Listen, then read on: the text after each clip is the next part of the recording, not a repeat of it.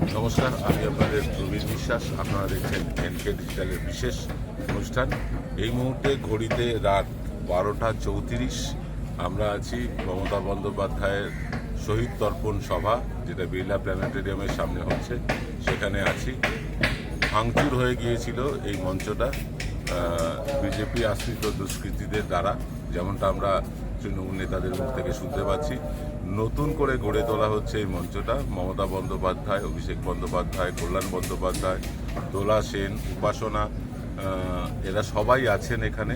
প্রচুর মানুষ এখানে ভিড় করেছেন, মমতা বন্দ্যোপাধ্যায়কে ঘিরে ধরে আছেন অসংখ্য তার দলের সমর্থকেরা। এই মুহূর্তে আপনারা লাইভ দেখতে পাচ্ছেন। এই মুহূর্তে আপনাদেরকে সরাসরি জানাচ্ছি যে এই যে মঞ্চ রক্ষার জন্য রাত জেগে কর্মীদের পাহারা দেওয়া এবং স্বয়ং দলনেত্রী মমতা বন্দ্যোপাধ্যায়, অভিষেক বন্দ্যোপাধ্যায়, কল্যাণ ব্যানার্জি, দোলা সেনের মতো নেতৃত্ব, তারা এখানে ভিড় জমিয়েছেন, মঞ্চ রক্ষা করছেন, বুক আগলে রক্ষা করছেন তাদের শহীদ তর্পণ স্মৃতির মঞ্চ। এবং যতদূর শুনতে পাচ্ছি মহুয়া মৈত্র খুব শিগগিরই চলে আসবে।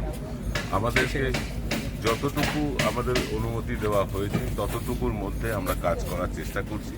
যতটুকুর মধ্যে পুলিশ আমাদের আসতে দিচ্ছে ততটুকুর মধ্যে কাজ করতে পারছি। রাস্তায় বিভিন্ন জায়গায় ব্যারিকেড করে, এই রাত 12টাতেও ব্যারিকেড করে রাস্তা আটকানোর চেষ্টা হচ্ছে, আমাদের গাড়ি আটকানোরও চেষ্টা হয়েছে। তবুও আমরা মিডিয়ার লোক বলে আমাদেরকে খানিকটা অ্যালাউ করেছে, কিন্তু 2 চাকা 4 চাকার গাড়ি সভাস্থলের কাছাকাছি পৌঁছতেই দেওয়া হচ্ছে না। আগামীকাল জানি না কি হবে, প্রশাসন কি ব্যবস্থা নেবে, কিন্তু এই মুহূর্তে যা অবস্থা, কর্মীদের আবেগ, কর্মীদের উচ্ছ্বাস দেখে যা মনে হচ্ছে, আগামীকাল বিড়লা প্ল্যানেটেরিয়ামে কিন্তু বাঁধ ভাঙা ভিড় হবে।